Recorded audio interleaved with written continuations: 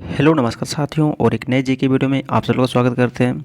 तो साथियों, आज की वीडियो में हम लोग भारत का सामान्य ज्ञान क्वेश्चन को देखने वाले हैं, जो कि सभी परीक्षाओं के लिए बहुत ही इंपॉर्टेंट होने वाला है। और आज का प्रश्न जो हम लोग है ना 50 MCQ जी क्वेश्चन को देखने वाले हैं।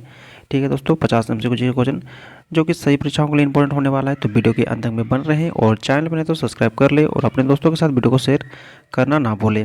ठीक है, तो चलिए आज का प्रश्न को शुरू करते हैं। तो आज का पहला प्रश्न है साथियों, ठीक है, किस भारतीय राज्य की सीमा सर्वाधिक राज्यों की सीमा स्पर्श करती है साथियों। ठीक है, किस भारतीय राज्य की सीमा। ठीक है साथियों, तो इसका राइट आंसर हो जाएगा उत्तर प्रदेश, ऑप्शन सी उत्तर प्रदेश। ठीक है, अगला प्रश्न की ओर चलते हैं। दूसरा नंबर, ठीक है साथियों, दूसरा नंबर प्रश्न है ना, न्यूमोर द्वीप किन दो देशों के मध्य है ना मध्य विवाद का कारण है साथियों। किन दो देशों के मध्य साथियों। तो इसका राइट आंसर हो जाएगा भारत और Bangladesh, option A is the right answer. Next सवाल की ओर चलते हैं। तीसरा नंबर प्रश्न है, वर्तमान में भारत के किस स्थान को सफ़ेद पानी के नाम से जाना जाता है। किस स्थान को सफ़ेद पानी के नाम से जाना जाता है। तो सियाचिन। तो साथियों ऑप्शन बी सियाचिन। नेक्स्ट सवाल की ओर चलते हैं। चार नंबर प्रश्न है, निम्नलिखित में से कौन एक द्वीप है ना, कौन एक द्वीप है निम्नलिखित में से।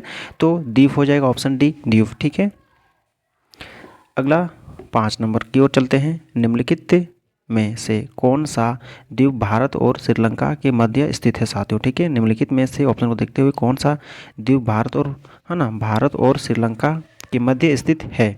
तो कौन सा हो जाएगा, रामेश्वरम यानी option B is the right answer.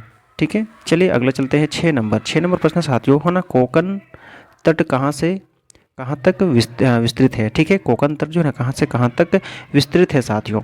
तो कहाँ तक से कहाँ तक, तो इसका राइट आंसर क्या हो जाएगा, राइट आंसर हो जाएगा गोवा से Daman, option C is the right answer. 7 number प्रश्न चलते हैं। 7वां प्रश्न बोल रहा है कि लक्षद्वीप समूह स्थित है साथियों कहाँ। लक्षद्वीप तो अरब सागर में, ऑप्शन डी अरब सागर में। अगला है 8 नंबर, कर्क रेखा है ना कितने राज्यों से होकर गुजरती है, इंपॉर्टेंट प्रश्न है। तो कितने, 8 राज्य, option D is the right answer, 8 राज्य। अगला प्रश्न की ओर चलते हैं। 9 नंबर, कौन सी रेखा भारत के मध्य से होकर गुजरती है। कौन सी रेखा मध्य से होकर भारत के मध्य की ओर से गुजरती है। तो कर्क रेखा, ऑप्शन ए इंपॉर्टेंट प्रश्न है साथियों। चलिए अगला प्रश्न चलते हैं। 10 नंबर, इंदिरा पॉइंट का अन्य नाम क्या है। इंदिरा पॉइंट का साथियों, तो अन्य नाम इसका हो जाएगा है ना, क्या हो जाएगा, ऑप्शन को देखते हुए इनमें से सभी हो जाएगा। ठीक है ना, इनमें से सभी है ना, ला ही चिंग और परसन है ना, परसन पॉइंट और पंगमेलियन और पॉइंट। ठीक है, option D is the right answer, यानी तीनों सही हो जाएंगे। ठीक है, अगला चलते हैं आपका 11 नंबर प्रश्न है साथियों, भारत और श्रीलंका। ठीक है, भारत और श्रीलंका को पृथक करने वाला है ना जल डमरू है ना मध्य का कहलाता है। ठीक है, तो भारत और श्रीलंका को पृथक करने वाला है ना जल डमरू मध्य, ठीक है, क्या कहलाता है। तो ये हो जाएगा ना पाक जल संधि कहलाते हैं, ऑप्शन सी। ठीक है, पाक जल संधि। अगला है 12 नंबर प्रश्न है, श्रीलंका को भारत से पृथक करती है साथियों। श्रीलंका को भारत से पृथक करती है तो कौन हो जाएगा, मानर की खड़ी, ऑप्शन बी मानर की खड़ी। अगला है 13 नंबर प्रश्न को चलते हैं। निम्नलिखित में से किस राज्य से होकर कर्क रेखा नहीं गुजरती, ऑप्शन को देखते हुए। ठीक है, तो अगर आपको मैप पे याद होगा तो बता पाएंगे। ठीक है, तो मैं जैसे बता दे रहा हूँ, उड़ीसा हो जाएगा राइट आंसर। ठीक है, जो कि नहीं गुजरती है कर्क रेखा, ऑप्शन डी। अगला 14 नंबर, भारत की मुख्य भूमि को रामेश्वरम द्वीप से कौन अलग करता है। भारत की मुख्य भूमि को रामेश्वरम द्वीप से कौन अलग करता है साथियों। तो कौन है ना, Pamban channel, option A is the right answer. अगला चलते हैं 15 नंबर की ओर। 15 नंबर प्रश्न की ओर चलते हैं। निम्नलिखित में से कौन सा स्थान, ठीक है, निम्नलिखित में से कौन सा स्थान भूमध्य रेखा के निकटतम स्थित है। भूमध्य रेखा के निकटतम स्थित है Indira Point, option C Indira Point. ठीक है, अगला चलते हैं 16 नंबर पॉइंट प्रश्न है साथियों, निम्नलिखित में से वह क्षेत्र कौन सा है। ऑप्शन को देखते हुए निम्नलिखित में से कौन सा क्षेत्र है जिसकी सीमा अरुणाचल प्रदेश से नहीं लगती है। ठीक है, तो मणिपुर हो जाएगा, ऑप्शन सी मणिपुर। 17 नंबर प्रश्न है, कर्क रेखा कहाँ से होकर नहीं गुजरती है। ऑप्शन को देखते हुए कर्क रेखा कहाँ से होकर नहीं गुजरती है, ऑप्शन को देखते हुए। ठीक है, तो कहाँ हो जाएगा, ऑप्शन को देखते हुए इसका राइट आंसर हो जाएगा उड़ीसा साथियों। ठीक है, हम लोग पढ़ते कुछ देर आगे, है ना, उड़ीसा ऑप्शन ए, बाकी सबसे गुजरती है। ठीक है, चलिए अगला पढ़ते हैं। 18 नंबर प्रश्न को पढ़ लेते हैं। सियाचिन ग्लेशियर भारत के किस राज्य में है? सियाचिन ग्लेशियर तो याद रखिएगा, सियाचिन ग्लेशियर भारत के किन राज्य में है? ठीक है, तो किन राज्य में है? भारत और Pakistan, option A is the right answer, Bharat और पाकिस्तान। ठीक है, 19 नंबर प्रश्न है, निम्न में से कौन सा राज्य भारत के वृहद प्रायद्वीपीय पठार का भाग नहीं है? निम्न में से कौन सा राज्य भारत के वृहद प्रायद्वीपीय पठार का भाग नहीं है, पूछा गया है। तो हो जाएगा मध्य प्रदेश, जो कि नहीं है। ठीक है, महाराष्ट्र, उड़ीसा, आंध्र प्रदेश, ये तीनों हैं।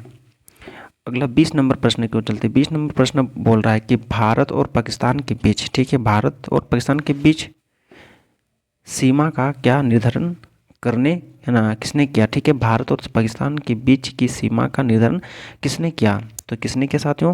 Sir Cyril John Radcliffe, option D is the right answer. Cyril John Radcliffe ने, ठीक है, option D is the right answer. अगला 21 प्रश्न है साथियों, 21 कि भारत प्राचीन सुपर महाद्वीप, ठीक है, भारत प्राचीन सुपर महाद्वीप गोंडवाना लैंड का भाग था। इसमें वर्तमान समय का निम्न भूभाग शामिल था। तो साथियों कौन सा भूभाग?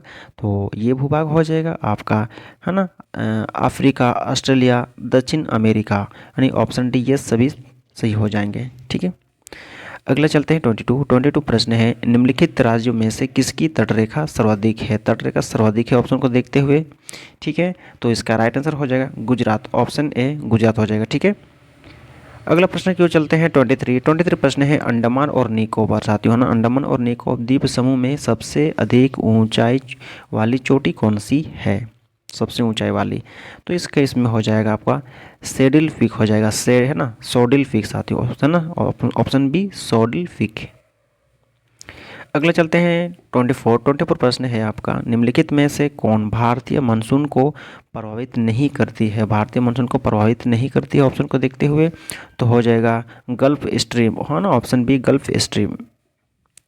अगला है 25 प्रश्न है, भारतीय मानसून का वर्तमान सबसे पहले किस अरब विद्वान द्वारा किया गया? भारत का मानसून जो है ना साथियों, वह है ना, भारत मानसून का वर्णन जो है ना सबसे पहले किस अरब विद्वान द्वारा किया गया? तो विद्वान कौन साथियों? आल मसूदी। ठीक है, आल मसूदी, ऑप्शन सी आल मसूदी। ठीक है, अगला पढ़ते हैं 26 प्रश्न कहता है, भारत में सर्वाधिक वर्षा किन मानसून से होती है? सर्वाधिक वर्षा जो है ना किन मानसून के द्वारा होती है भारत में, पूछा गया है।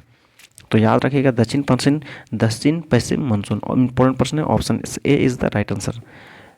27 प्रश्न कहता है कि निम्नलिखित में से किस राज्य में, है ना, निम्नलिखित में से ऑप्शन को देखते हैं, किस राज्य में दक्षिण पश्चिम मानसून से वर्षा नहीं होती है? ठीक है, दक्षिण पश्चिम मानसून से वर्षा नहीं होती है, किस राज्य में? ठीक है, तो किस राज्य में हो जाएगा, ऑप्शन को देखते हुए तमिलनाडु, ऑप्शन डी तमिलनाडु। अगला 28 प्रश्न है, भारत की जलवायु की सबसे महत्वपूर्ण विशेषता कौन सी है? भारत की जलवायु जो है ना, भारत की जलवायु की सबसे महत्वपूर्ण विशेषता कौन सी है साथियों? तो कौन सी हो जाएगा? पवनों की दिशा में परिवर्तन, पवनों की दिशा में परिवर्तन, option A is the right answer. अगला 29 प्रश्न है, दिल्ली में अधिक है ना वार्षिक तापांतर का कारण क्या है? दिल्ली में अधिक तापांतर है ना, अधिक है ना, बोला अधिक वार्षिक तापांतर का कारण क्या है दिल्ली में, पूछा गया साथियों। तो इसका राइट आंसर क्या होगा? इसका राइट आंसर हो जाएगा समुद्र से अधिक दूरी, ऑप्शन सी समुद्र से अधिक दूरी के कारण। ठीक है, 30 नंबर प्रश्न है, 30 दक्षिण पश्चिम मानसून निम्नलिखित में से किस प्रदेश में सर्वाधिक है ना सर्वप्रथम प्रवेश करता है? दक्षिण पश्चिम मानसून जो है ना निम्नलिखित में से ऑप्शन को देखते हुए किस प्रदेश में सर्वप्रथम प्रवेश करता है साथियों? तो याद रखिएगा स्थान कौन सा हो जाएगा इसका? केरल, ऑप्शन बी केरल साथियों। ठीक है, केरल। अगला 31 वर्षा की सर्वाधिक है ना विरलता, ठीक है, वर्षा की सर्वाधिक विरलता निम्नलिखित में से कहाँ पाई जाती है? तो कहाँ पाई जाती है? आपका लेह में, ऑप्शन ए लेह में। ठीक है, अगला आपका 32 प्रश्न बोल रहा है कि मानसून निर्वर्तन, ठीक है, मानसून निर्वर्तन से सबसे अधिक वर्षा कहाँ होती है, निम्नतम से सबसे अधिक वर्षा कहाँ होती है, तो ऑप्शन सी चेन्नई में।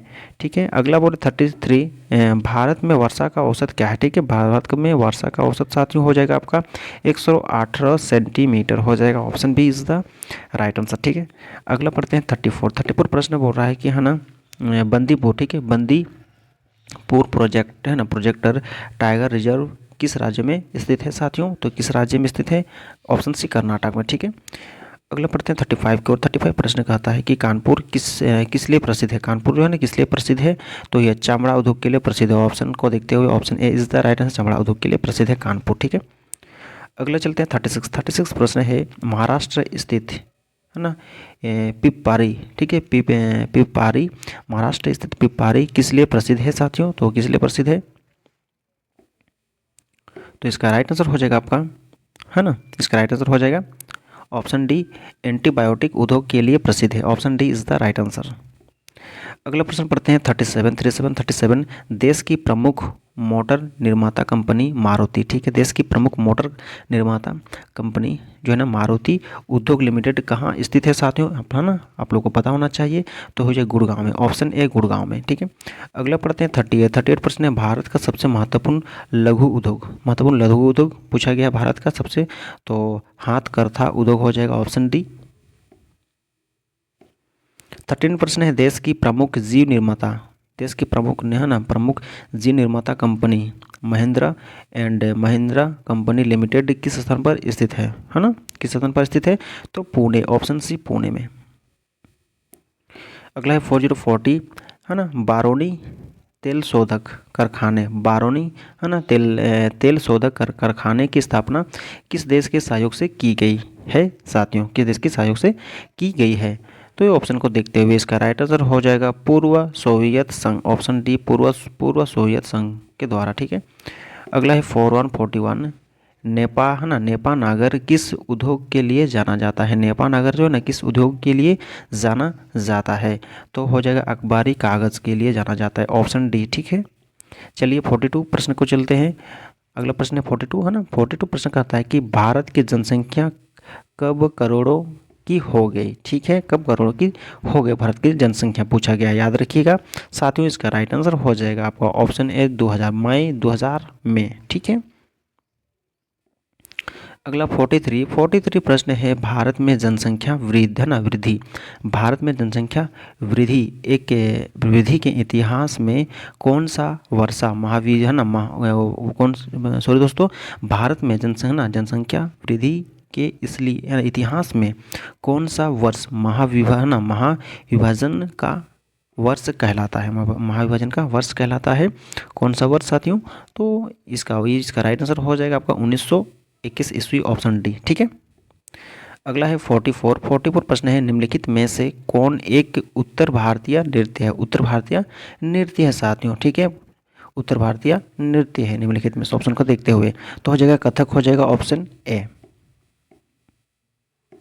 अगला है 45 प्रश्न है कि महावीर जैन की मृत्यु किस नगर में हुई, महावीर जैन की मृत्यु जो है किस नगर में हुई साथियों, तो हो जाएगा Pawapuri. Option D Pawapuri. Next है 46 प्रश्न है निम्नलिखित में से किस भक्ति संत ने अपने संदेश के प्रचार के लिए सबसे पहले हिंदी का प्रयोग किया प्रचार करने के लिए। ठीक है, तो इसका राइट आंसर हो जाएगा आपका रामानंद। Option C Ramanand. ठीक है, 47 प्रश्न कुछ देखते हैं। भारत में आधुनिक डाक प्रणाली का प्रारंभ कब हुआ। ठीक है, भारत में आधुनिक डाक प्रणाली का प्रारंभ कब हुआ पूछा गया है प्रश्न में, तो हो जाएगा 1854 ईस्वी में। ठीक है, ऑप्शन सी 1854 ईस्वी में। अगला है 48 प्रश्न कहता है कि भारत में प्रथम डाक टिकट कहाँ जारी किया गया, डाक टिकट जो है ना प्रथम कहाँ जारी किया गया भारत में पूछा गया है, तो हो जाएगा कराची में। ऑप्शन डी कराची में साथियों। अगला है 49 डाक विभाग की स्थापना कब हुई है ना साथियों, डाक विभाग की स्थापना कब हुई, तो 1854 ईस्वी में। ठीक है, option A is the right answer. अगला और अंतिम प्रश्न है 5050। ठीक है, भारत में डाक टिकट जो है ना भारत में डाक टिकट किस गवर्नर जनरल के शासनकाल में शुरू किया गया। है ना, किस गवर्नर जनरल के शासनकाल में शुरू किया गया साथियों भारत में डाक टिकट? तो इसका राइट आंसर हो जाएगा आपका लॉर्ड डलहौजी साथियों, याद रखिएगा लॉर्ड डलहौजी जो है ना, डलहौजी। ठीक है, तो उम्मीद करें साथियों आज का जो हम लोग है ना 50 MCQ जी के क्वेश्चन था जो कि बहुत ही शानदार है आप लोगों के लिए। तो उम्मीद करते हैं आप लोग को अच्छा लगा होगा, तो लाइक कीजिए, शेयर कीजिए दोस्तों के साथ, और चैनल पे तो सब्सक्राइब जरूर कर लें। फिर हम लोग नेक्स्ट वीडियो मिलते हैं एक नए टॉपिक को लेकर, तब तक के लिए टेक केयर, बाय बाय, जय हिंद, वंदे मातरम।